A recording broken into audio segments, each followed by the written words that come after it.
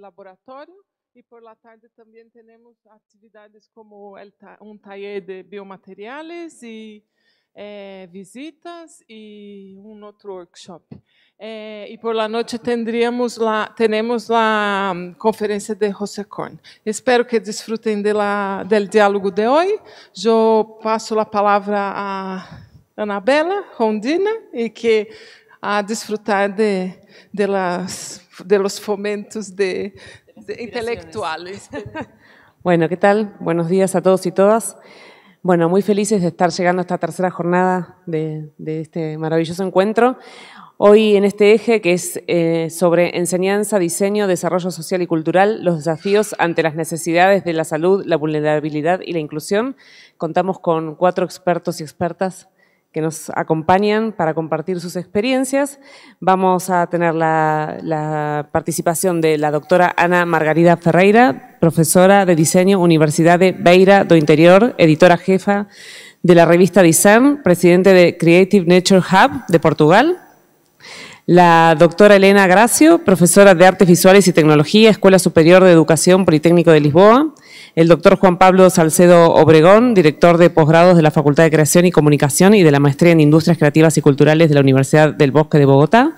Y Ana Segovia, diseñadora industrial, cofundadora del Estudio de Diseño de Producto y Comunicación Gráfica Odo Design de España. Bueno, gracias a todos y todas por estar. La idea es que cada uno tenga unos 15 minutos para exponer y que luego podamos armar un diálogo y tener tiempo para preguntas. Así que le vamos a dar la palabra a Ana para que comience. Fíjate que tenés que pasar con la flechita que va para abajo. Okay. Hello? Yes. Perfecto. Okay. Good morning to all. First, hola. Then I will start speaking English because I don't know Spanish, so sorry. I can speak in Portuguese if you prefer, just let me know, but I think English should be better probably. So what I'm presenting here, so I will need some help for the 50 minutes, please, because it's always a problem for that. I just start talking about design and all these issues, and let me, you can see it, right? And I just love it, as you will see. So after, it's difficult to manage the time. So for start, I just want to say that I'm from a university, a state university in a countryside in Portugal. I'm an industrial designer. And I bring here, based on these questions, some issues that I could think that could be quite interesting for us to start talking and to start working together. So this was the main reasons for the data and all the information that I brought here. Just to say, you can't hear? Here, like this? Yes. Okay, thank you. Just to say that I'm a designer, as I told, and I research a lot on design, social innovation, and sustainability. So they're mostly my issues. And in relation to sustainability, I'm trying to explore all the things related to social innovation and social impact.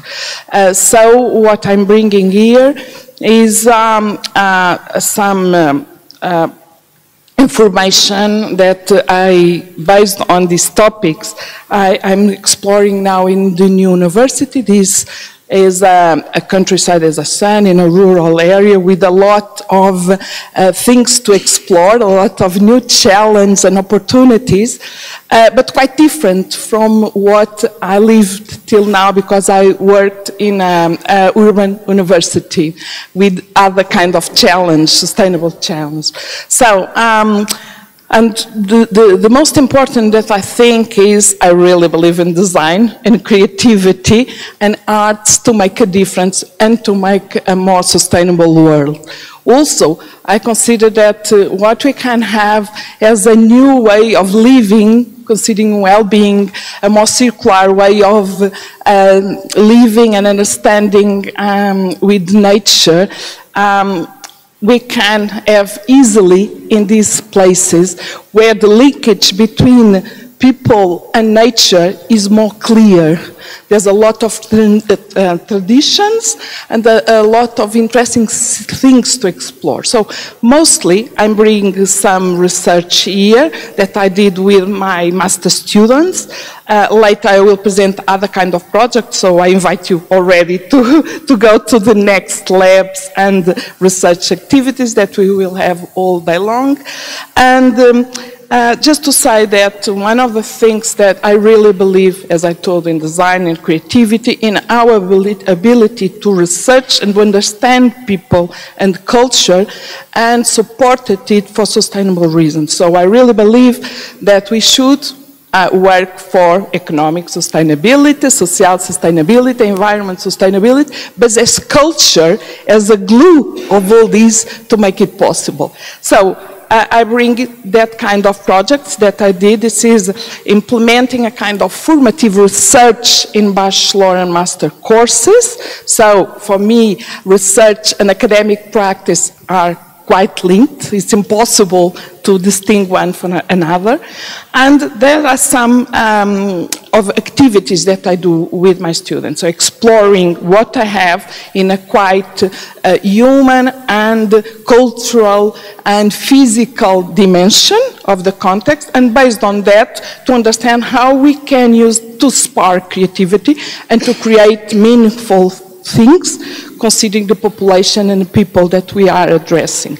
So, as you can see, it's the place there, and that kind of research. So we have the ability to understand and respect culture and all the things that make us unique, and based on that, in a global perspective, as we talked yesterday, bring technology and new knowledge to make it happen in a network, working with others, exploring technology as a tool to empower people, to make us happy. So this is mostly what we do. And of course we have a lot of challenge because we are in a rural areas with a beautiful environment. For instance, my university is in a natural park, in a natural park in the mountain. Is the highest mountain of Portugal, is Serra da Estrela. So we have a lot of situations to explore, but I can really easily look this image and think, okay, I want to live in a slow way, right? Because we will want to change the things we do. And mostly, we also see that for sustainable proposals, we have it to understand it in a holistic way, and exploring systems and networks to make it work as a whole. So this, for instance, is a project that we are thinking about, for instance, textile and fiber sheds. I don't know if you are familiar with the concept, but is looking a sector of activity, for instance, in a holistic way, looking to all stakeholders that could make a difference from the beginning to the process and to make it, for instance, more sustainable. So the ability for us to understand this context, the main players to work together, that are all main issues that are mandatory for rethinking new ways of doing and, I would say, new ways of living. So based on that, what we need as skills, we need all. That's why we have to work with others. We need analytical and critical and creative. All are needed for us to go from the beginning to the end of process to work together. So because we are different, and it's good, it's perfect to be different, because we need to work and with all the perspective to make things work, to make it different, innovative, creative, but working with impact to people. So I really believe in STEM, in the sense to linking engineering, mathematics, arts, and all these complex process for sure, but quite challenged. And based on that, and I'll try to finish this, because the idea was, if I believe in design, I think with design we can do a lot of things. From all the creation of new products, new services, new systems, new networks, we can, new ways of learning, we can, and we have impact in all. So, based on that, just to finished. Just to say that I'm presenting here a model that was the result of my postdoctoral research, and I use it for the habilitation process, title that I have, and mostly because I'm professor in university, I try to understand how we could explore new ways of teaching in a more transdisciplinary way, and the main skills that we should bring to the table to ensure that the students have the skills in the present for the future challenge. That will be, for sure, a quite interesting situation. So mostly you can see there, this is a systemic understanding in different levels, because I consider the first, the second, and the third cycle, you will see next.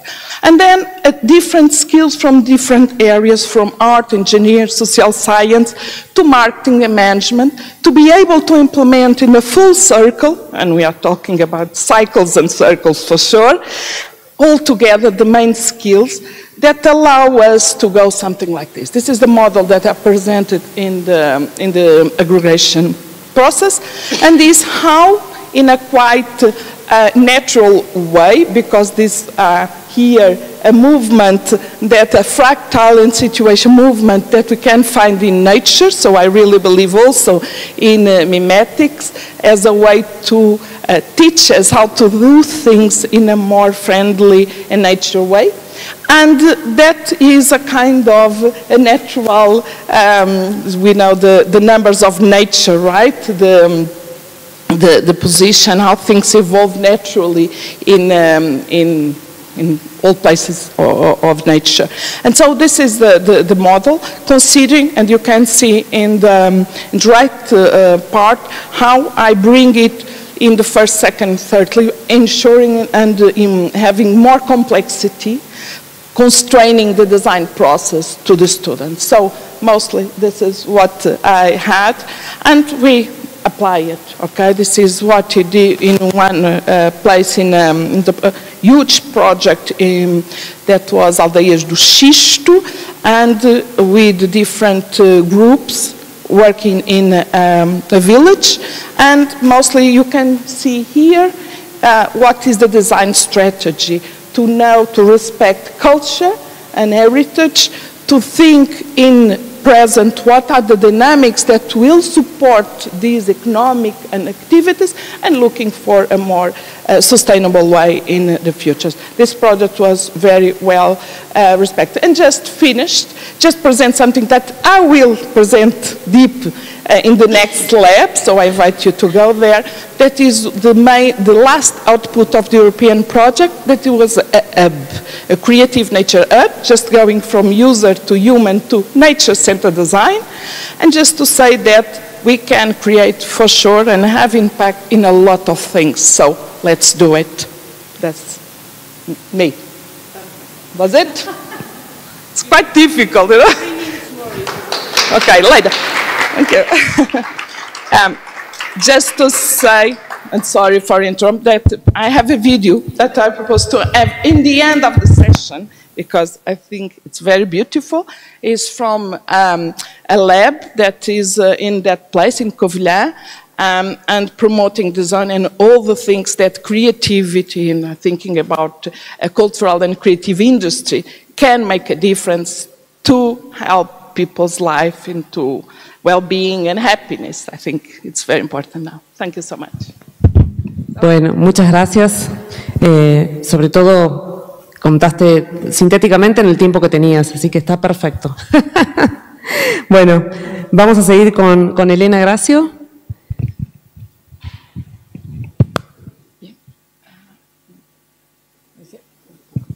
Bien, además que voy a hablar muchísimo bien portuñol, porque no hablo castellano, intento, mas no hablo perfecto castellano, ¿vale? Y agradecer por el convite de estar aquí, convite no, invitación, ¿no? Sí, sí entiende.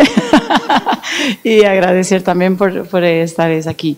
Lo que voy a... Como Anabel ha dicho, que estoy en una escuela superior de educación que es pública y que hoy en día que doy principalmente clases de diseño, y que de formación ha hecho de todo un poco, porque soy de base de diseño industrial, más que ha hecho de todo un poco, y que soy íntimamente de alma muy apasionada por trabajar con personas. En primer lugar, que siendo diseñadora, que soy apasionada por la gente. Y por eso lo que no traigo propiamente una presentación, más un pequeño vídeo para introducir algo que pienso que es muy importante y que he empezado a refletir y a actuar en el diseño, no apenas como diseñadora, más después a lo largo de los años como profesora de diseño, que voy a pedir ayuda a Julia para por.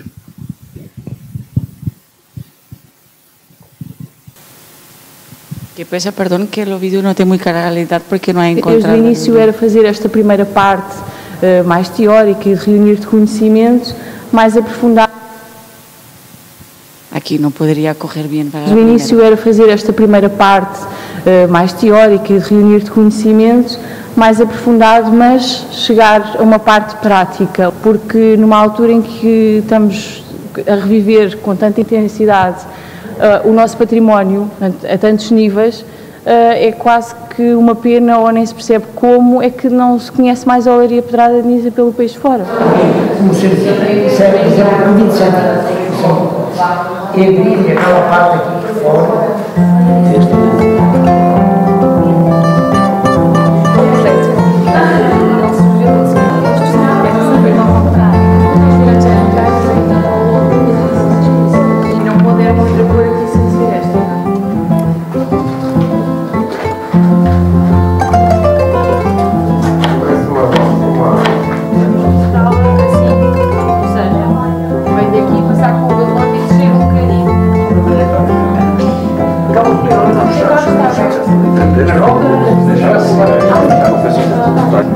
E acho que aprendemos que o artesanato é um ato de coragem.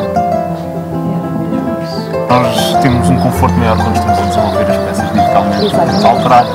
E aqui investimos muito tempo e se erramos no corte do garrote ou alisar uma peça, pode ser o trabalho de uma tarde que vai embora. Isto é como é que está, como é que és de Nisa? É mais ou menos a mesma coisa, não é? A nível formal, estabilizar a forma do pino e dessa forma revitalizar a olaria de Nisa, e o empedrar foi trabalhado de forma a atribuir então as características mais vincadas do animal, do porquinho. A ideia quando chegámos foi fazer uma horta vertical. Pegámos em várias palavras-chave e chegámos aqui a esta forma esférica, que pegámos muito geometricamente e depois apenas cortámos, que é para dar acesso às próprias ervas aromáticas. Que era um projeto com uma geometria muito rigorosa, a partir da esfera, e a principal dificuldade foi passar realmente dessa geometria para a geometria que o Sr. Pequito conseguiu fazer. O próprio pedrado também teve que ter uma simplificação, porque era ainda mais miudinho, não é? E teve que ser simplificado para poder ser executado. No momento, por exemplo, quando eu aprendi a arte, que tem luz, não havia computadores, não havia nem isto, nem aquilo, nem lá. E era muito diferente de hoje. Naquela altura era meter as mãos na massa e saísse o que saísse a fazer qualquer coisa.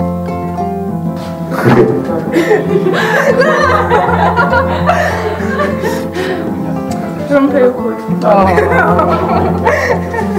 Muito complicado. Bien, que me ha olvidado de decir que está ahí en portugués, no sé si han entendido los que no hablan portugués.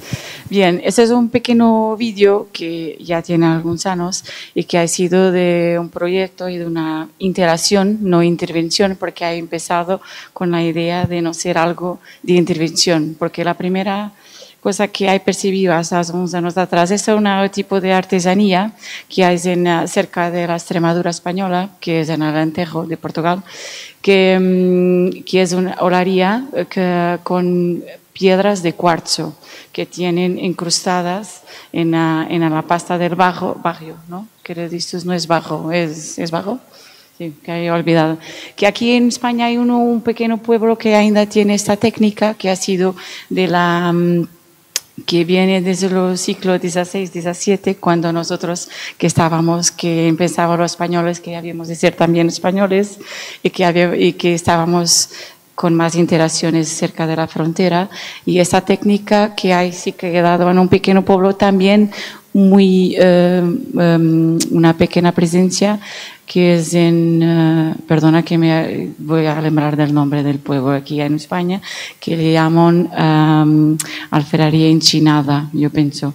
En portugués es olaría empedrada, porque tienen las pedras, y aquí como es apenas de un sitio que se acredita que siempre ha sido de ahí, que es olaría pedrada de Nisa, que es lo nombre del pueblo. Y que desde hace unos años, 15, 20 años, más precisamente en los últimos 10 años, que es practicada por muy poca gente, que no tiene nuevos interesados en aprender la técnica. Y que es una técnica que es no solo muchísimo interesante, pero la parte estética y toda la belleza que tiene. Aquí no se ven las pesas más tradicionales, más que hay pesas que tienen todo un trabajo casi de orivesaría, porque tienen piedras de 1 por 1 milímetro y que forman diseños y trazos en pesas de barro. Más también tiene muchas cuestiones técnicas asociadas, porque en el verano de Alentejo, Extremadura española, como tenemos aquí temperaturas muy calientes, que estas pesas que eran principalmente para conservar agua fresca, que una pesa de barro con cuarzo que consigue conservar casi menos 7 grados la agua más fresca do que una pesa de barro normal sin lo cuarzo. Por eso, y hay mismo piezas que tienen la pasta de lo barro mezclada toda con pequeña po y pequeñas piedras de cuarzo. Bien, más de que hablar sobre esta forma de artesanía, lo que he querido desde el principio, percibiendo que no había interesados en preservar este conocimiento, esta sabiduría, y analizando que ha intentado a lo largo de los años algunas universidades y diseñadoras se aproximaran de esto muy puntualmente, mas siempre de una visión que pienso que en los últimos años ha cambiado muchísimo, siempre en una visión que tendencialmente pensé que por veces caímos en el error de nos aproximarnos como vamos a enseñar o a aportar algo de más a los artesanos, ¿no? Porque soy diseñador, porque tengo muchísimo conocimiento y porque he estudiado y lo que he percibido que han acontecido previamente algunas aproximaciones, mas siempre mucho con esta postura que pienso que es fácil tener de nuestra parte, que yo voy a aportar algo de nuevo y que lo que quería es que encima de todo que no fuese algo de intervención, más de interacción, porque tanto tenemos a aportar algo en cuanto a diseñadores, porque tenemos toda una nueva perspectiva de fuera, más que los artesanos tienen muchísimo para nos enseñar a nosotros, y que tienes que te aproximar con una humildad muy grande, ¿no? Porque lo que pasa es que hay que preservar el conocimiento y que es un conocimiento que construye toda una identidad de una comunidad y de una comunidad local, además que después pasa también para una identidad nacional y que algo que necesitamos mucho de preservar y de guardar, que es principalmente en los últimos años, en el final del siglo XX, que muchos decían que tenemos toda una globalización más acelerada y que van a caer muchas identidades y pormenores de que nos identifican como personas de un sitio o de un determinado grupo. Mas lo que pasa es que a lo largo de los años que se ha confirmado que nosotros precisamos muchísimo de esta nuestra identidad de preservarla. Y lo que con el tiempo que me haya aproximado de esta artesanía en particular y he percibido lo que he empezado por hacer, que fue sentarme al lado de los artesanos y percibir lo que hacían. Y que pensé lo que podía ser la mejor interacción sería traer la gente más joven para que cambiar lo conocimiento y que para que como profesora, ahora cambiando un poco perspectiva, que percebemos, y ahí estoy en una escuela urbana en la capital de Portugal, y que los alumnos que están muchísimo quería decir agarrados, más muy cerca de sus ordenadores y de su mesa de trabajo, y cuando le decimos, bien, tienes que investigar esto, y que lo que hacen es, y muchas veces que no saben investigar muy bien en el Google y Internet, que lo hacen una pequeña pregunta y paran y dicen no he encontrado nada, que pienso que la investigación es, y lo que voy a aprender es lo que el profesor me pasa de aportes y lo que encuentro en el Internet, y que nos percibimos muy rápidamente enseñando diseño es que eso puedes entender y conocer algo si sales a la calle, si caes a conocer las personas. Esto, por ejemplo, en este caso que hicimos fue un proyecto de casi un semestre y trabajando, y lo primero que habíamos hecho es que agarrar a los alumnos que van a conocer el contexto. Presentamos después toda la técnica y todo, y explicamos en sala de aula, más que van a conocer las personas, hablar, experimentar, ir a la rueda, entender y conocer las historias de los artesanos. Y es muy interesante porque todos llevaban una idea preconcebida de lo que le podrían hacer o actuar, y llevaban ideas en papel. Este señor, este olero, que decía, bien, en el ordenador todo funciona, ¿no? Más aquí en la rueda que no es bien así. Y que decían, bien, yo quería una pieza con 100 milímetros. Y él decía, bien, es un poco más o menos, que si él como vaya a salir, es una frase muy suave que es un poco más o menos. Es muy interesante porque en este espacio que no trabajamos apenas, que un día llegamos de que la esposa, ¿no? de Olero, que tiene que ir, primero que dice, yo no puedo trabajar a los alumnos porque tengo ese día de ir a la peluquería. Y los alumnos dicen, bien, pues bien, te llevo a la peluquería y después vamos a trabajar. Todas estas pequeñas cosas que son muy importantes para percibir los tiempos, porque tengamos horarios y después percibes que no puedes cumplir tu horario, porque sus tiempos no son los mismos tiempos, ¿no?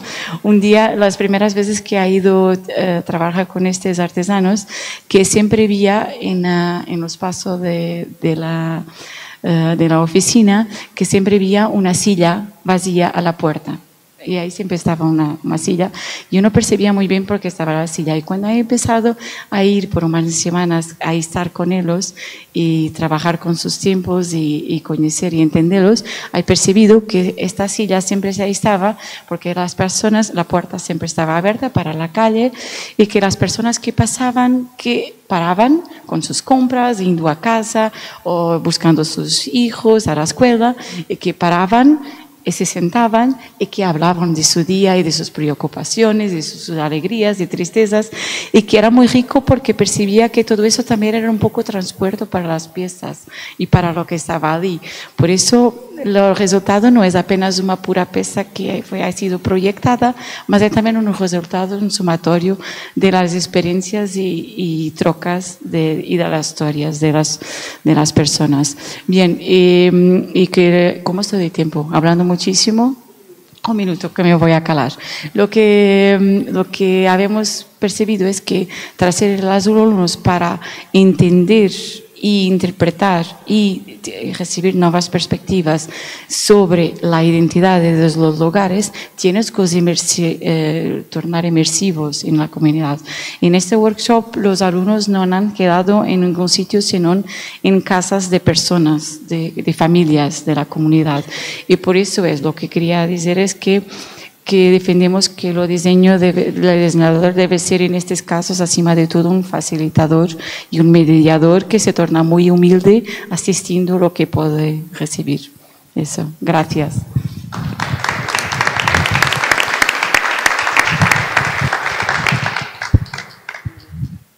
Muchas gracias, Elena. la humildad ante todo, muy importante. Y esta cuestión de integrarnos y no querer intervenir, ¿no? Entender el otro que es el que tiene el conocimiento. Muy lindo. Te felicito. Bueno, le vamos a dar la palabra a nuestro compañero Juan Pablo, de Colombia. Adelante. Bueno, buenos días para todos y todas. Mi presentación tiene un carácter de circunstancia porque la cambié pensando en los elementos que habían sucedido en estos días. Originalmente pensaba hablar más sobre las metodologías y al final decidí compartir con ustedes un tema alrededor de qué motivó los cambios sobre la comprensión del diseño y de la creación en general en una facultad que tuve oportunidad de empezar desde cero, con 9 estudiantes y la entregué hace unos 3 años con 1.700 estudiantes.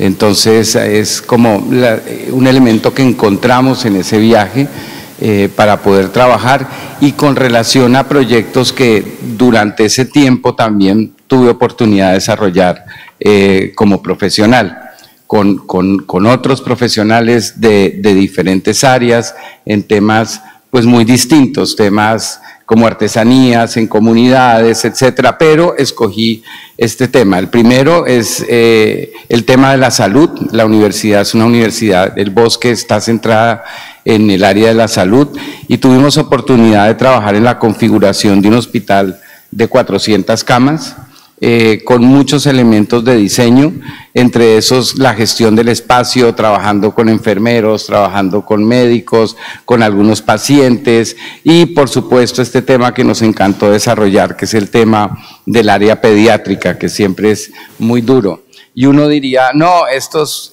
elementos, esos objetos los diseñaron estudiantes, son importantes, pero al final lo más importante fue, por ejemplo, que generamos una banda sonora para el hospital y los niños se la llevaban a su casa y podían escuchar el sonido que les daba tranquilidad de muchos de los elementos terapéuticos que tenían en la clínica.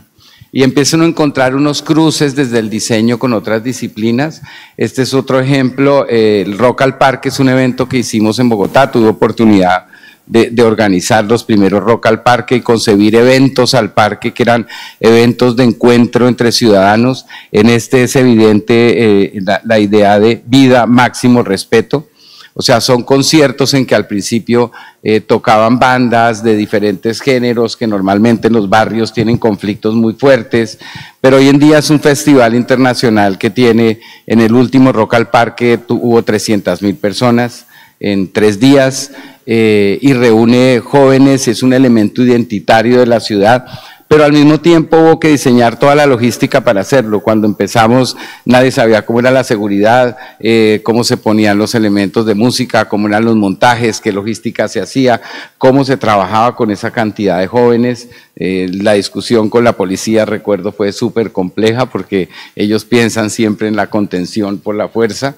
Y aparecen pues muchos temas que generaron un cambio en la identidad de la ciudad. Tuve oportunidad de cambiar la imagen de la ciudad, hacerla contemporánea, y hoy en día estamos trabajando en 15 distritos creativos en Bogotá desde la universidad, con otras universidades, haciendo, por ejemplo, ayuda a las comunidades en desarrollo de productos y servicios para que se puedan incorporar en los distritos creativos y no se sientan desplazados y no se favorezca la gentrificación en procesos urbanos. Bueno, Bogotá es una ciudad de 9 millones de habitantes que igual acaban sucediendo, o sea, es imposible contenerlos. Entonces es cómo logramos trabajar en esos espacios.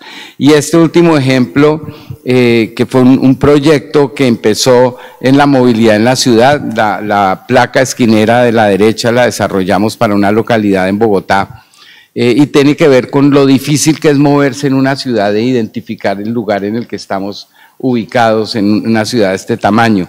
Y esas ciudades normalmente tienen pues muchos encuentros desafortunados que se traducen en accidentes viales, parece mentira. Y esa imagen de esa cruz estrella que la hicimos para señalar los sitios donde habían habido accidentes y que la gente lo tomó como un elemento cultural y ponían allí sus flores y resaltaban y realmente tuvo un impacto social gigantesco. Se hizo también el personaje que está tirado de primero imitando una cebra, fue alcalde de Bogotá, lo pudimos convencer que él tenía que participar en la campaña y hacer parte del ejercicio social, pero por ejemplo ya ahora la gente lo apropió. Entonces, gente que dice hace 18 años pasó esto en la ciudad, o el resto del país cuando utiliza este tipo de símbolos. Igual sobre la campaña del alcalde con la cebra y el respeto por la cebra para los peatones, la última imagen es de Bolivia. Entonces son temas que se van generando, van creciendo en el tiempo, y me pusieron a pensar qué es lo que tenemos los creadores. Y eso hizo parte de la transformación de la facultad. Es una facultad que tiene diseño industrial, diseño de comunicación, música, artes plásticas, arte dramático, narrativas digitales, bueno, tiene muchos temas de creación. ¿Y qué es lo que nos puede ayudar a trabajar en conjunto y generar proyectos comunes que también respondan a lo que necesitan los estudiantes? Y nos dimos cuenta primero que era importante hablar sobre comunicación.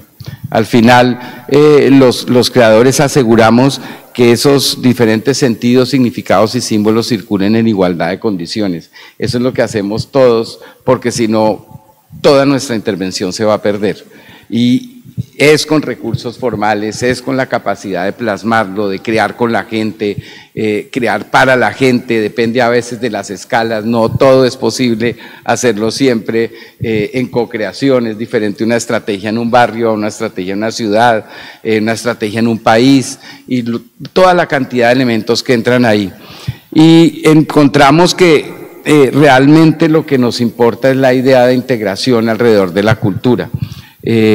Porque la cultura beneficia a la comunidad y a toda la sociedad. Y hay una comunidad que en la facultad, y veo que en todas sucede, que a veces nos olvidamos hablar de esa comunidad, es la comunidad de nosotros los creadores. O sea, los jóvenes creadores pasan muchos problemas para integrarse a la sociedad, para construir sus proyectos de vida, para hacerlos viables.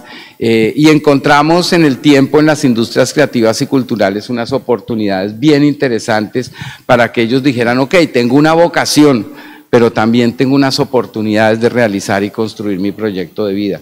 Esa comunidad que uno normalmente no la mira, siempre estamos mirando con quienes estamos trabajando, pero trabajar con esa comunidad para nosotros fue vital porque nos hizo reorganizar las maneras de trabajar.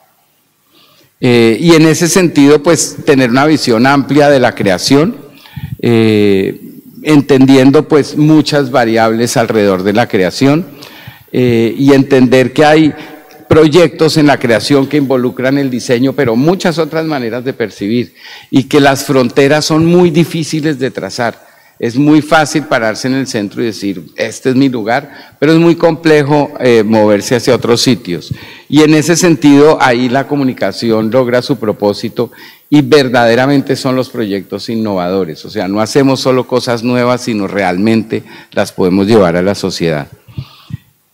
Básicamente la pregunta que teníamos es qué herramientas les vamos a dar a los diseñadores para hacer esos proyectos complejos, y encontramos que devolvernos un poquito a lo que nos es común, a pensar desde el arte, no necesariamente ser artista, pero pensar desde el arte y desde allí la interdisciplinaridad, trabajar en la pedagogía de la incertidumbre, que creo que es el tema que nos agobia a todos y por supuesto a los jóvenes, entender superconceptos y trabajar pensamiento no lineal. Esos fueron los 4 grandes propósitos que hicimos.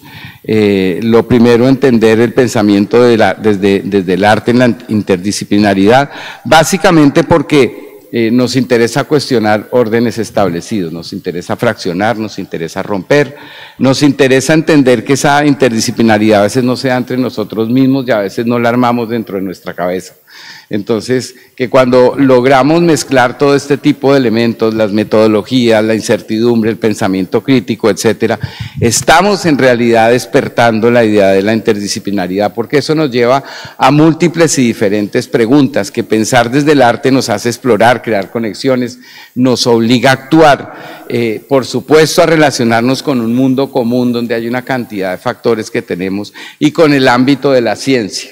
Sí, en las universidades la ciencia, la idea de la investigación es omnipresente, pero a veces también quedamos subsumidos en esas ideas tradicionales y creo que generar distancia es importante, al tiempo que reconocemos la idea de una inteligencia colectiva, que somos capaces de crear, de ensamblar, de vivir en un mundo contemporáneo, de abordar problemas y de hacer que las cosas pasen. Personalmente creo que lo más importante para los creadores y los diseñadores en particular es lograr hacer que las cosas pasen.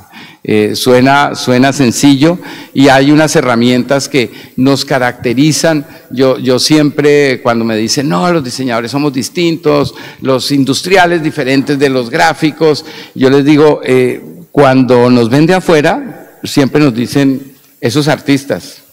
O sea, al final tenemos algo detrás que para todo el mundo es obvio y nosotros tratamos de sacarnos de encima. Y uno de esos elementos es el pensamiento visual. Yo creo que el pensamiento visual nos da muchas estructuras de trabajo, de entender la forma. No está solo en nuestra profesión. Si uno habla con un músico, en 2 segundos él habla de la música en lógicas muy visuales. De hecho, aprenden un nuevo lenguaje visual para poder ser músicos.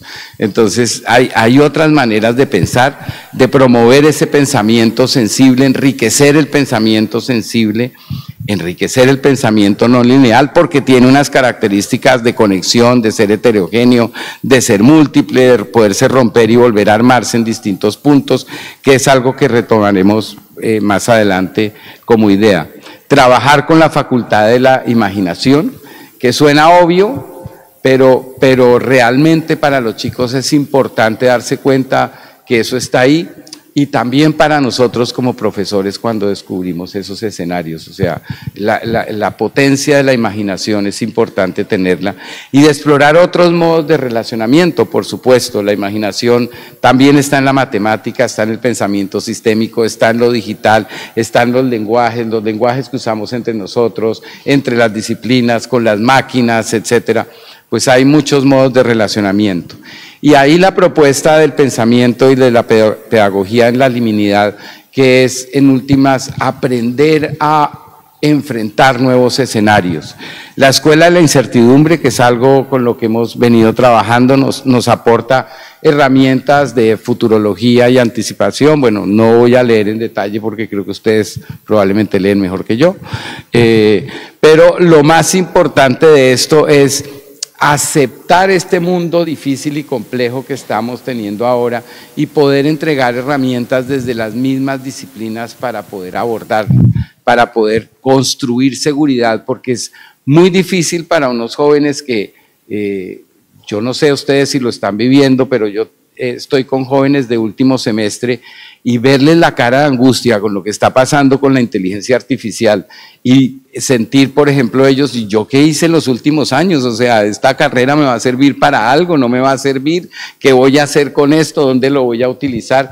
Es algo evidente, es algo que estamos encontrando, pero creo que si aceptamos que ahí también está nuestra potencia en ser capaces de enfrentar esos momentos y de transgredirlos es importante. Porque creo que estamos haciendo un viaje del aprender a aprender, que es súper importante, al aprender a conocer. O sea, de toda esta información que tenemos, ¿qué me es útil? ¿Qué me sirve? ¿Cuándo? ¿Para qué? ¿Dónde la puedo hacer parte de mi proyecto de vida? Y en ese sentido, vamos de una escuela de la incertidumbre a realmente construir una pedagogía en la incertidumbre, que creo que es importante para los procesos de creación. Y para eso el concepto de umbral nos ha sido súper importante, el entender que cualquier espacio de aprendizaje es una transición, es un involucrarse en un nuevo mundo. pasamos fronteras, dejamos de ser lo que éramos, entramos a la universidad y dejamos de ser el adolescente que éramos, pero salimos de la universidad y otra vez hay una transición y digamos la idea es poder abandonar todas las ideas que estaban y poder enriquecer lo que somos.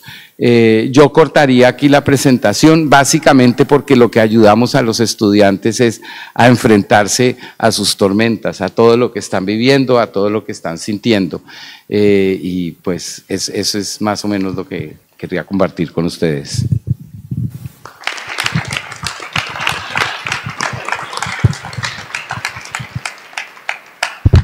Bueno, muchísimas gracias, Juan Pablo.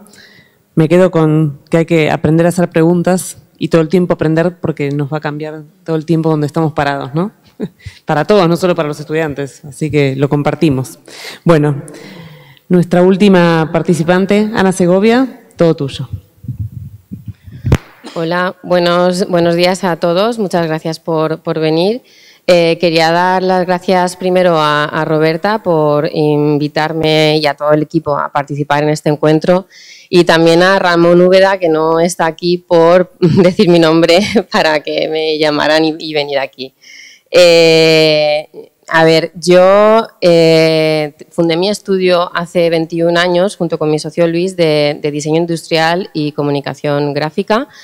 Además de eso, soy docente en la Universidad CEU Cardenal Herrera en la parte de diseño de producto y también de comunicación. A ver, normalmente doy un workshop todos los años que me propone una temática libre y bueno, no sé si sabéis que el año pasado Valencia fue capital mundial del diseño. Y a lo largo del año hubo un montón de eventos, exposiciones muy interesantes, la verdad. Yo normalmente cojo una temática que es de actualidad cada año y lo fácil para mí hubiera sido mantener la que hice el año anterior porque era sobre movilidad sostenible.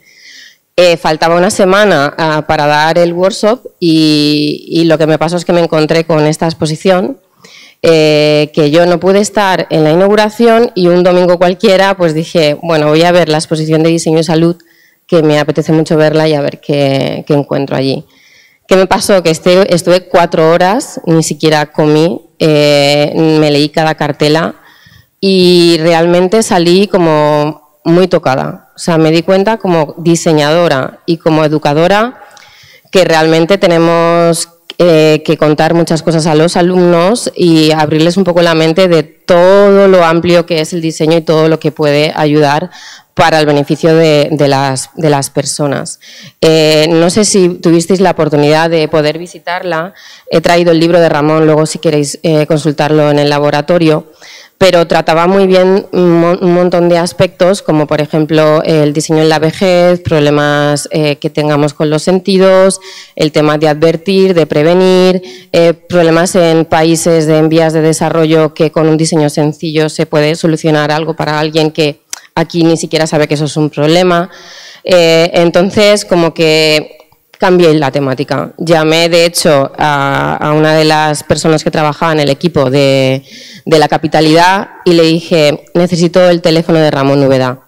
Y me dijo, vale, te lo doy. Y entonces le llamé, porque dije, yo no puedo hacer este workshop sin contar con él, porque al final voy a basarme en esta exposición, voy a investigar también sobre este tema y quiero que forme parte del workshop. Quiero que venga, que revise los proyectos de los alumnos. A todo esto el workshop era solo de 20 horas, no me daba prácticamente tiempo a hacer nada, pero voy muy a lo concreto y sobre todo para levantarles un poco el gusanillo de intentar un poco ir más allá de hacer algo solo estético, sino reflexionar sobre los beneficios y todo lo que podemos hacer a través del diseño con esas disciplinas para ayudar a las personas. Y ya aquí solo hablo de objetos que además nosotros como diseñadores no podemos hacer solos en el sector de la salud. Necesitamos a médicos, necesitamos a informáticos, necesitamos a un montón de gente para ayudarnos a hacer determinadas cosas. El caso es que le llamé y para mi sorpresa me dijo, es que he hecho la exposición precisamente para esto, para que profesores me llamen y hablen de este tema en las universidades. y eres la única que me ha llamado. Entonces yo dije, ostras, pues nada, me alegro. Digo, pues es que me queda una semana, quiero invitarte y voy a cambiar toda la temática. Entonces empecé a investigar sobre salud, sobre diseño. También muy importante el tema de diseño de servicios, porque no se trata solo de los objetos que encontramos en un hospital o cómo está la casa adecuada para la gente mayor o cómo está la ciudad adecuada para todas las personas desde que son pequeñitos hasta que no podemos casi caminar porque vamos con un bastón o con un andador. Que hago un inciso aquí, en Valencia forma parte del Consell del Disseny de la ciudad y hemos preparado un informe sobre las oportunidades que tiene el diseño para todas las personas en la ciudad, tanto a nivel de urbanismo, patrimonio, diseño mobiliario urbano, rotulación, señalización, por como lo que has contado también antes, cosas que a lo mejor no están bien puestas en una acera y de repente provoca un accidente donde fallece alguien. Y a lo mejor eso se ha diseñado mal, se ha comunicado mal, se ha avisado mal y se podría haber evitado ese problema tan grave que habrá con sus consecuencias con los familiares y demás. Entonces, cuando empecé el workshop, les pregunté a los alumnos si habían ido a la exposición y ninguno había ido. Me molestó muchísimo esa respuesta porque dije, pero es que no sabéis todo lo que hay allí, es que tenéis que venir. Entonces, la primera cita de la clase fue allí. Esta foto, por eso la pongo, que de hecho son todo como píldoras y cápsulas de medicina y luego ya entramos dentro, que estaba todo hecho por boxes. En el workshop sobre todo me centré en el tema de diseño y salud para mayores, para seniors. Porque sobre todo a mí me afectó mucho en la pandemia todo lo que pasó con la gente mayor, todo lo que pasó en las residencias y sobre todo cómo pensamos que parece que no vamos a llegar allí. Como no, yo soy joven y no pienso que voy a envejecer, no, es que todos vamos a envejecer por suerte, si no desaparecemos por el camino. Entonces creo que realmente las casas no están preparadas, no evolucionan con las personas, las residencias se podían hacer incluso de otra manera, la ciudad puede cambiar de otra forma también y nosotros como diseñadores debemos de reflexionar sobre esos temas para provocar ese cambio y mejorar las cosas antes de que nos encontremos con ellas de repente, con esos problemas. Entonces, esto le voy a pasar rápido porque no sabía que había que traer un documento, entonces lo he hecho así un poco para contar solo una reflexión, que era que cuál es el contexto actual, y esto es una de las cosas que vi en la exposición y que me llamó mucho la atención, que es que el 35%, en este caso de los españoles, tendrá más de 65 años en 2050. Y somos el tercer país del mundo con una mayor esperanza de vida al nacer, por detrás de Suiza y Japón. Entonces, cuidamos bien a los niños, pero queda mucho por hacer para mejorar y dignificar la vida de los mayores. Entonces, cuando yo vi estos carteles, que luego venían todos estos mapas en la exposición, pues bueno, somos el tercer país con mayor esperanza de vida, también el primero más saludable del mundo, luego está Italia, Japón, está Islandia, Suiza y Suecia, y luego países con más personas mayores de 65 en el mundo para 2050, seremos los terceros. Eso es una barbaridad. Esos números son muy altos y realmente creo que hay muchas cosas que reflexionar sobre esto, ya no solo a nivel de producto, sino sobre el tema también de la soledad. Porque ese es un problema también que va a haber, serán personas que no tendrán hijos o serán personas que vivirán en una zona en donde a lo mejor no salen ni siquiera a la calle por tener miedo a caerse o el tema de sociabilizar, porque yo creo que eso es muy importante, las redes sociales pueden ayudar mucho también y entonces todo este tipo de retos se lo propuse a los alumnos, pues bueno, ya pues el tema de la soledad y la integración social, se lo propuse a los alumnos y trataron, también está el mapa de países con mayor y menor natalidad. Esto, bueno, lo voy a pasar rápido, ¿vale? Porque no quiero concretar luego, sino en el taller lo hablamos más. Entonces, el envejecimiento activo, pues cuando nos retiramos parece que o nos jubilamos que se acaba todo, no se acaba todo. Ahora ya con 65 años estamos muy bien y entonces lo que pasa es que parece que ya no puedes aportar nada a la sociedad y eso no es así. Y eso está bien, el seguir estando activo e incluso relacionándose con gente joven, aportando a gente joven y nutrirse entre todos. Y les planteé a ellos que era el concepto de la vejez, que era la vejez para ellos, porque era una visión un poco a veces distorsionada. Y entonces les decía, bueno, ¿qué es vejez? a ver, Brad Pitt tiene 60 años o más de 60 ya, y luego también Almodóvar, pues es una persona pues con una actitud completamente diferente a lo que concebiríamos como vejez. Y hay referentes pues que tú no lo concibes como senior, pero lo son. Y entonces, pues bueno, estas son un poco las etapas de la vejez en las que les dije de trabajar, que es la tercera edad, cuarta edad o más longevos.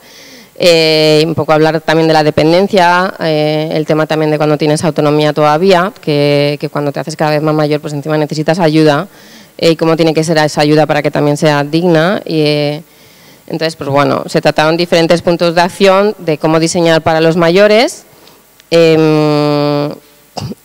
y se trataron temas como, por ejemplo, repensar la vivienda para personas mayores, porque creo que incluso hay muebles que pueden evolucionar contigo, llega un momento que a lo mejor necesitas apoyarte de diferentes partes de la pared para poder no caerte, hay mucha gente que... Entonces yo les pinchaba un poco para que reflexionaran sobre los diferentes temas y que se pusieran en situación y que incluso hicieran entrevistas a sus abuelos, salieran a la calle y preguntaran qué problemáticas se encuentran, porque hay mucha gente que se queda en casa, en el sofá, viendo la tele y ni sale de ahí. Y entonces eso cada vez te vas marchitando, y a raíz de ahí salieron una serie de proyectos muy interesantes que fue luego el resultado del workshop. Luego el tema de ser discretos con los diseños, que sean fáciles, que sean entendibles por ellos, fomentar estilos de vida activos y estimulados y priorizar también el tema de la privacidad.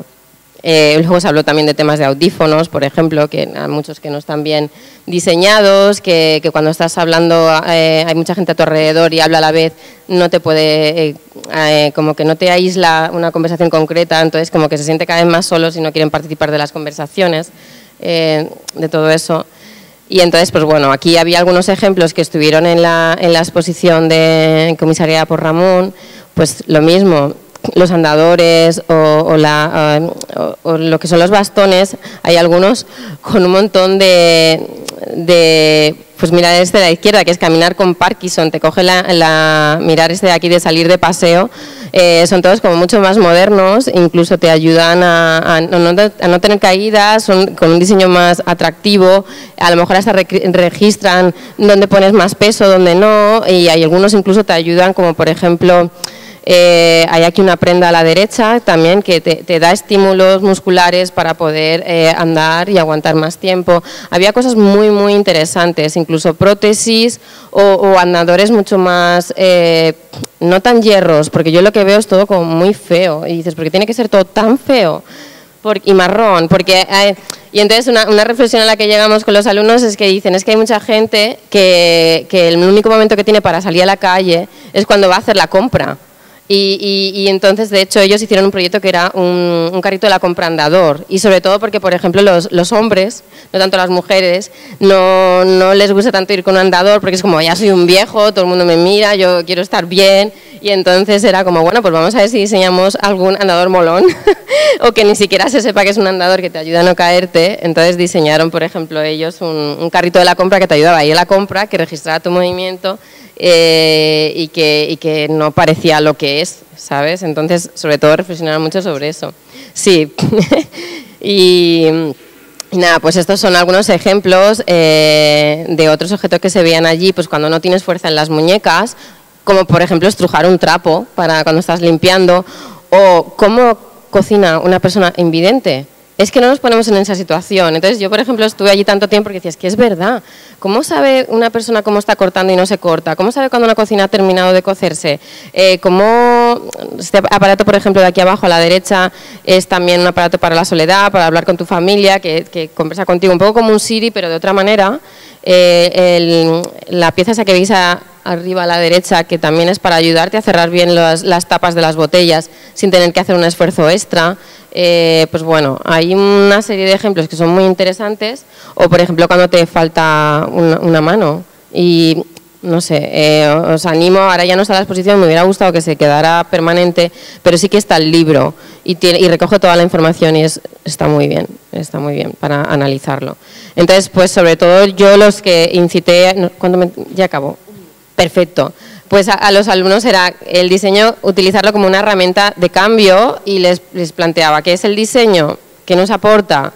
Pues una herramienta para solucionar problemas aportando valor.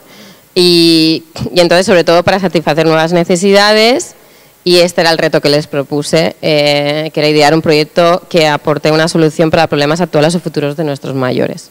Y nada, ya está. Muchas gracias.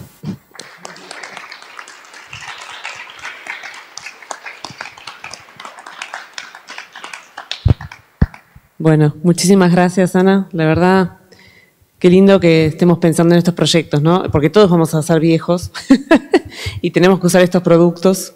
Es como, yo siempre pienso, cuando veo a una persona mayor frente a un cajero automático que no lo puedo usar, digo, un día va a haber un cajero automático para mí, ¿no? ¿Cuál va a ser ese elemento que yo no comprenda?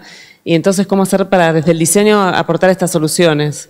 Y se va cruzando con lo que dijeron cada uno de ustedes, ¿no? Esta cuestión de tener en cuenta a las personas, a su conocimiento, desde la humildad, entender y poder aportar desde las profesiones. Que no nos vean como meros diseñadores de objetos suntuosos que están muy bien también y aportan a la economía, pero la verdad que impactan muy poco en la mayoría de la gente. Entonces, muy interesante todas las visiones, ¿no?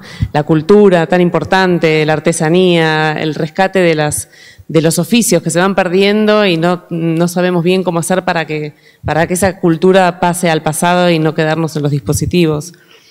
Aprender a aprender también, ¿no? Como muy interesante, saber que el mundo está cambiando muy acelerado y lo que nosotros aprendamos en la universidad en un año tal vez ya perdió validez y tenemos que estar todo el tiempo reinventándonos.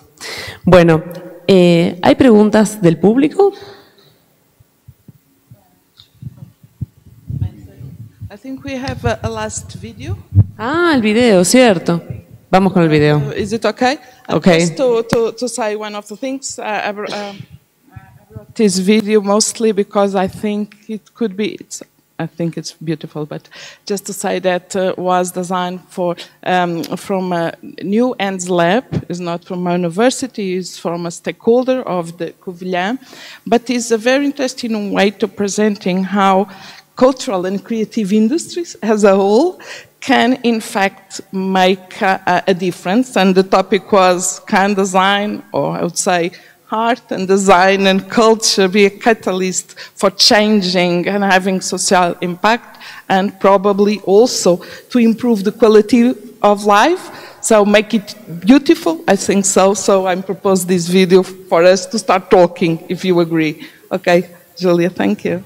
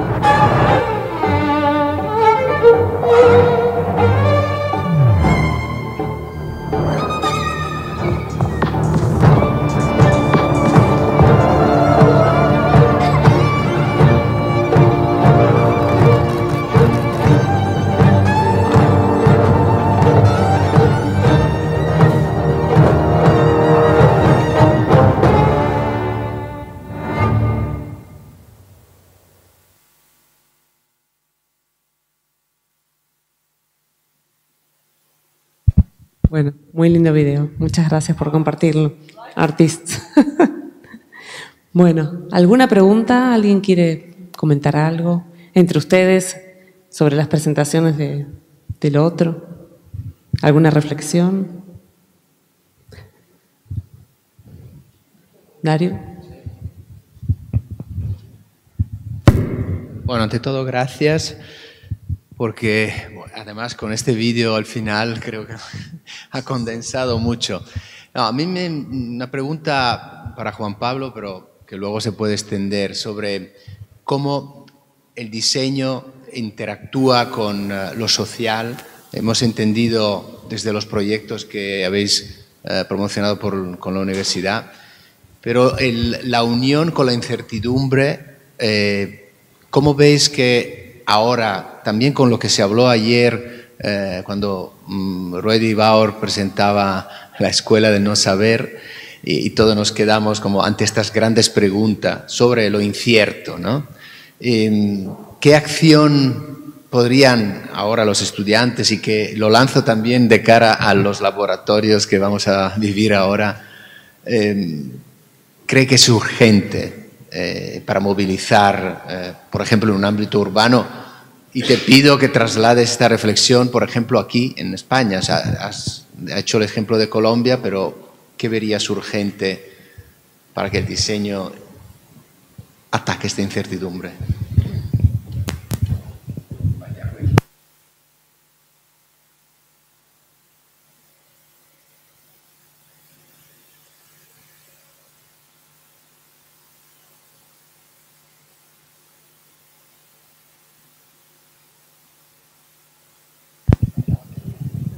Ahí, ya, vale. Eso me dio tiempo para intentar pensar algo. Vale. Yo creo que pasa por múltiples niveles, ¿cierto? De los distintos momentos y posiciones que uno puede tener que asumir a la hora de construir proyectos. Y creo que es una suerte de viaje. Lo primero, yo creo mucho en el diseño como un hacer. Me encanta la investigación, la gente que investiga, que trabaja documentos, pero me parece que hay que construir una realidad sobre la cual hablar. Eso me parece vital, porque si no nos quedamos en un discurso, hay que hacer las cosas. Y hay que cerrar las brechas para que los jóvenes encuentren los nichos donde pueden hacer esos proyectos. Al principio no tendrán la escala que uno esperaría, ni las lógicas que uno esperaría, y está bien, yo creo que está bien arrancar, empezar a trabajar, empezar a solucionar su propia vida, que no es poca cosa que alguien solucione su propia vida. Pero luego sí es importante tener una visión de lo que implica la política en el diseño, de lo que implica el que no hacemos cosas. En realidad no somos muchos los fabricantes en realidad de las cosas, sino somos capaces de pensar nuevas acciones, nuevas maneras de desarrollar el mundo, de tejer el mundo, de establecerlo, y dominamos una serie de oficios que yo sí creo que giran, y es importante retomar alrededor de la forma, porque y de la forma como lenguaje, como posibilidad, no el detallado de la forma solamente. ¿Por qué lo digo? Porque cuando he tenido oportunidad de trabajar en grandes proyectos con personas de otras disciplinas, el pedazo que yo no puedo dejar de hacer es el que me toca hacer y el que los demás esperan que yo domine. ¿Sí? Y a veces nos engolosinamos con, yo lo que sé manejar es estadísticas, datos, información social, otra cantidad de cosas muy importantes que por supuesto que hay que incorporarlas al proyecto, pero lo que ellos están esperando de nosotros es lo que ellos no saben hacer, no lo que probablemente pueden aprender a hacer de otras maneras. Y ese tejer también construye seguridad.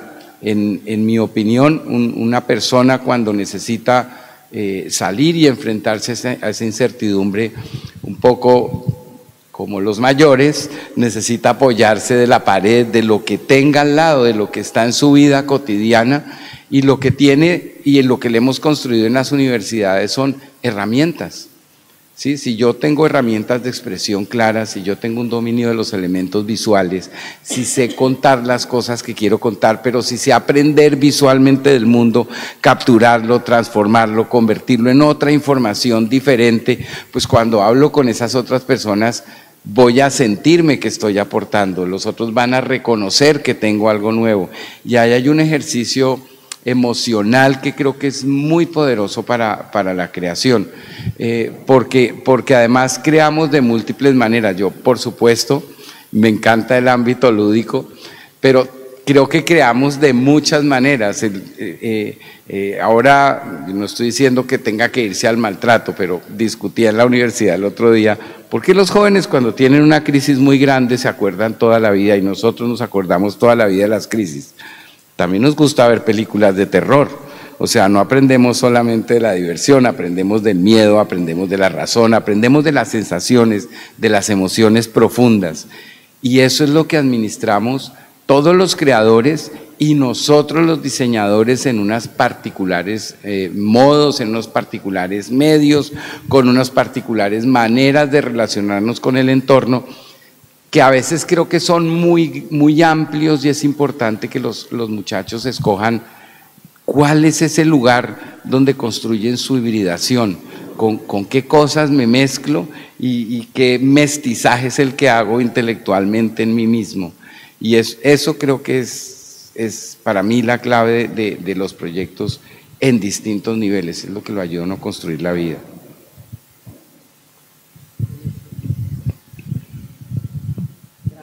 May I say something on that?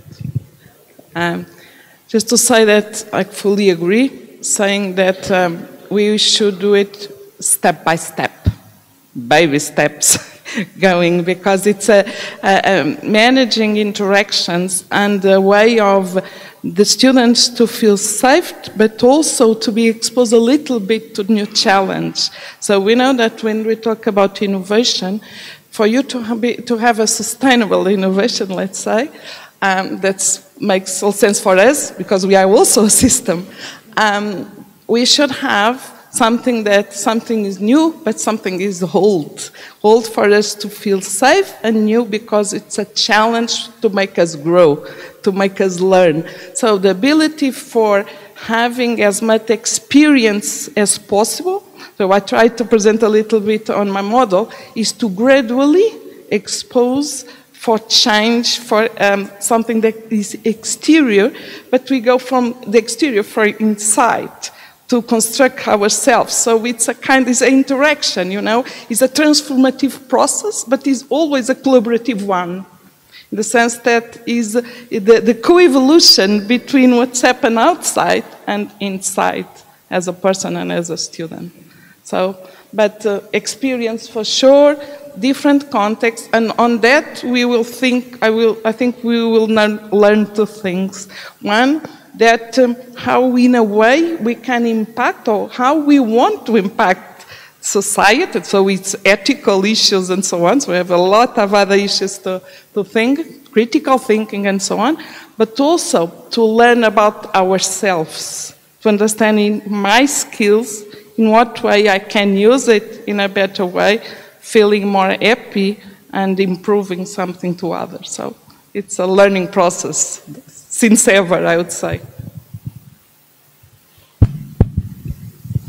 ¿Querés opinar algo más? Que no voy a aportar algo. No estás obligada, ¿eh? No, que hay que decir que es suerte estar aquí con todas esas perspectivas que se interligan muchísimo, que he gustado muchísimo de la presentación de Ana, y que estaba apenas reflexionando y para aportar en este seguimiento, porque estabas diciendo que Juan Pablo estaba comentando al final que tus alumnos que se preocupan muchísimo con la inteligencia artificial y con su papel en el mundo y todo, y esto es que pienso que aquí se ve que tienes que decir a tus alumnos que inteligencia artificial nunca vaya a conectarse con las personas como nosotros, a entender los mayores, de percibir que lo hablamos, la gente, que es algo que nosotros que de humano que tenemos de empatía, que yo siempre empiezo todos los años en el primer año de nuestro grado, Katia sabe, que siempre que la primera clase de mis alumnos, que les muestro un pequeño vídeo y que les dicen que el diseñador tiene que ser y sentir a todo momento empatía, que nosotros tenemos que saber poner en el lugar de lo otro y entenderlo y comprenderlo, no ser simpático, más empático. Y pienso que es esto que inteligencia artificial será siempre bien, es algo un poco desconectado y pienso que es esto, las relaciones humanas, ahí está la clave de todo, nada más.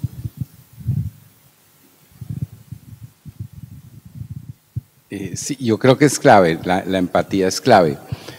Voy a ser un poquito hereje, ¿vale? Pero también es importante alejarse de la empatía a veces.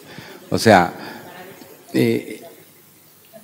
porque entonces mucha de la crisis que tenemos ahora con la información, para mí la inteligencia artificial es una herramienta que nos va a agilizar muchas cosas, pero también nos va a obligar a movernos a otros lugares. O sea, también es innegable que muchas cosas que nosotros hacemos y procesamos las va a empezar a hacer la inteligencia artificial, ¿sí? Incluso simular empatías, que eso también es miedoso, pero lo hace, ¿sí? Entonces, es bien importante, por supuesto, ese lado humano, pero sobre todo la construcción en la cultura.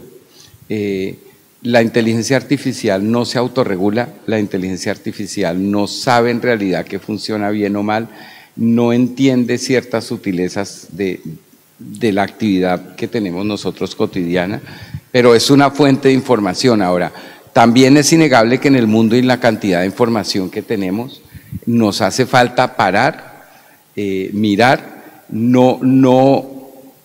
construimos muchas cosas desde adentro y muchos problemas que tenemos es por eso, porque no somos capaces de juzgar el mundo objetivamente, sino solo nos identificamos con cosas que van pasando y nos volvemos, si hay un argentino, creo que es la expresión máxima, nos volvemos hinchas de las ideas. Y entonces nos cuesta mucho trabajo después juzgarlas y generar distancia. Y ahí creo que es importante también saber cuándo frenar la empatía. Y lo digo por un tema que parece mentira, no sé, nosotros en Latinoamérica estamos más acostumbrados a la crisis y el universo VUCA llevamos en eso siglos, ¿cierto? Pero a mí me impresiona lo que empezó a pasar con la pandemia en Europa, en la pregunta de Dario, lo que está pasando con la guerra, lo que está pasando con Palestina, y de pronto estos lugares ya no son tan ciertos, ya no sabemos qué está pasando. Y ahí saber mirar y entender que aparte de construir un escenario de industrias culturales, de industrias creativas, de economía creativa alrededor de la creación, no hacemos mucho si no logramos generar una sociedad creadora, una sociedad que sepa hacer para transformarse. Y yo creo que ahí los creadores, entre esos los diseñadores, tenemos mucha responsabilidad en esa transformación. Bueno, ¿alguien más? Sí.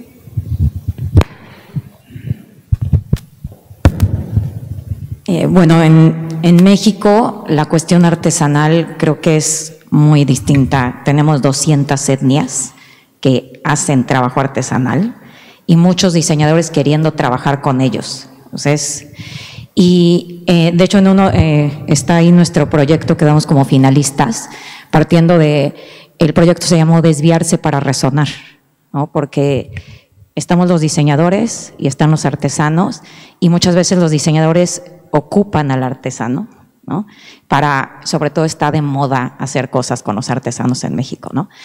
Y en ese desviarse para resonar, una de las cosas que nos preocupaba muchísimo era la incertidumbre hacia dónde iban nuestros diseñadores en ese proyecto que hicimos, y buscamos a un antropólogo especializado en la etnia con la que íbamos a trabajar.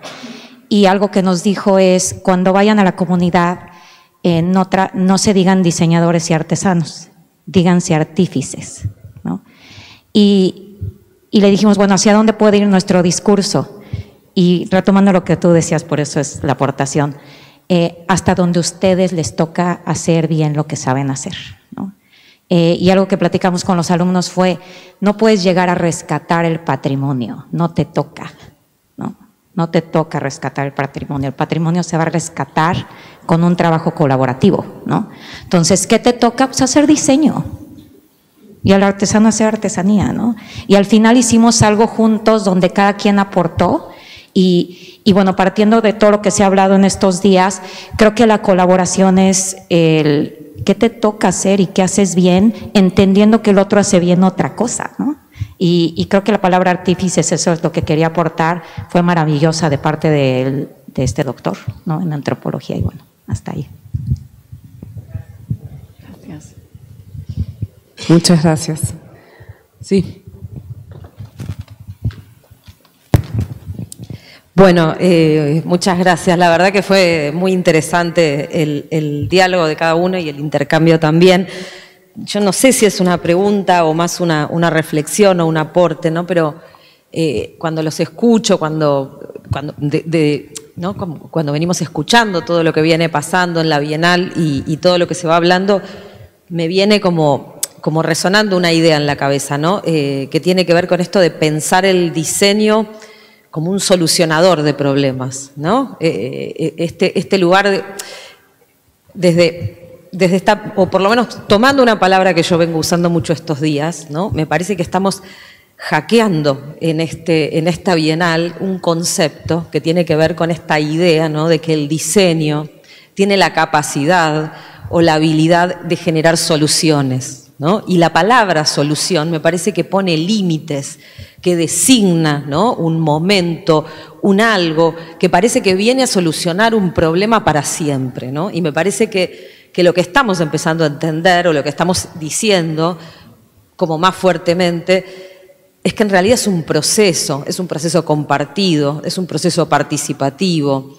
es un proceso que muchas veces implica crisis, incertidumbre, que no sabemos, que no tenemos la solución, que en tal caso la solución es una parte que proyectamos, que proponemos, que es momentánea, que va a cambiar, y que si los estudiantes entienden, ¿no? Que esto es así y que no somos grandes magos que venimos con metodologías, y qué bueno que no presentaste las metodologías y que presentaste la reflexión, ¿no? Pero que las metodologías si no se convierten como una suerte de receta sedimentada, que si yo hago 1, 2 y 3, entonces llegué a la solución y que entonces tengo que llegar a la solución. Y a veces no hay solución, a veces hay reflexión, a veces hay acción, a veces hay experiencias, ¿no? Y me parece que si nos podemos mover como de esa rigidez que tiene mucho que ver con la modernidad, ¿no? Y podemos proyectarnos con el otro, desde el otro, nada, me parece, eso estoy pensando. No sé si se entiende bien, pero este sentido, ¿no? De corrernos del centro. Qué lindo. Bueno, gracias. Bueno, muchísimas gracias. Entendido, Dolores, quiero decirte. Bueno, les agradecemos a todos. Voy a usar unas palabras tuyas como cierre que me encantaron. Levantar el gusanillo de ir más allá. Provocar a los estudiantes, provocarnos a nosotros, que a veces ponemos en los estudiantes como que tienen que hacer todo y nosotros estamos así sabiéndolo todo, que no es así. Así que bueno, ojalá que podamos levantar el gusanillo de ir más allá para todos nosotros. Muchas gracias.